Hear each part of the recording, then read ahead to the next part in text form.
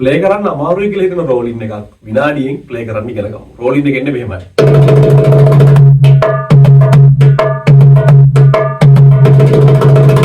හොඳයි. එන්නේ එන්නේ 1 2 3 4. අපේ හුරුවතින් ටච් එකයි හුරුවතින් ටච් එකයි හුරුවතින් ටච් එකයි හුරුවතින් ටච් එකයි. ටච් හතර. 1 2 3 4.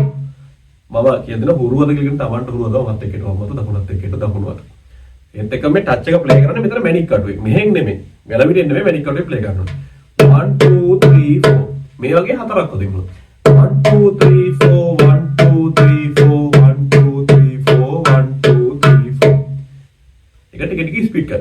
1 2 3 4 1 2 3 4 1 2 3 4 1 2 3 4